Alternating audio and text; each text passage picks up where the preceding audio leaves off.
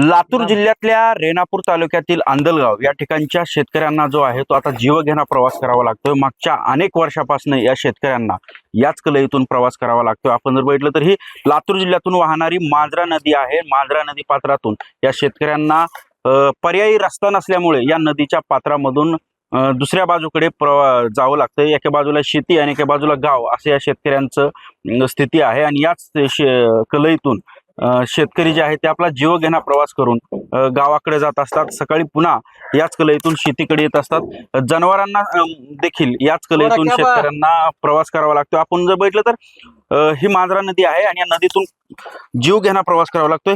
स्वतः गावचे उपसरपंच आहेत। मला सांगा, किती वर्षापासून हा तुम्ही जीवघेणा प्रवास? हा पिढ्यानपिढी जो नदी जसं आहे तसं आम्हाला कळतं, जसं आमच्या वडिलांना कळतं तसं असाच प्रवास करावा लागत आहे। ह्या कडई टाकण्याच्या अगोदर तर लोक पोहत जायचे। काही लोकांनी आयडिया केली आणि कडईची एक बोट तयार केली।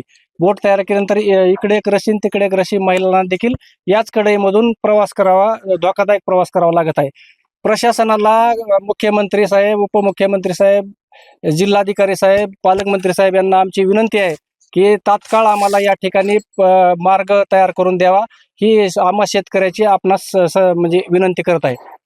शेतकरी देखील आपल्यासोबत आहेत। शेतीतले जे दैनंदिन काम असतील, काम करून पुन्हा घराकडे जावं लागतं। मला सांगा, किती वर्षापासून पूर्ण पेंडी घेऊन निघालाय जनावरांसाठी? काय किती वर्षापासून? जवळजवळ 20 वर्षापासून हेच चालू आहे। असं डोक्यावरून जावं लागतंय, कधी पवत जावं लागतंय।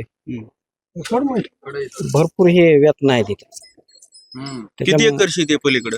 पलीकडे माझी 10 एकर शेती आहे। जवळजवळ आमच्यातला 70% शिवार पलीकडे आहे नदीच्या।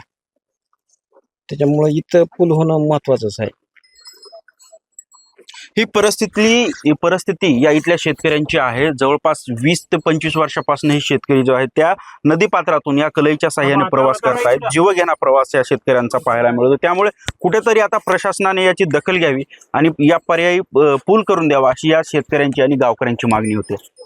संदीप भोसले, साम टीव्ही न्यूज, लातूर। देश विदेशातील प्रत्येक घडामोडींचे लाईव्ह अपडेट मिळवण्यासाठी आता साम टीव्हीच्या सर्व सोशल मीडिया प्लॅटफॉर्मला लाईक, फॉलो आणि सबस्क्राईब करा।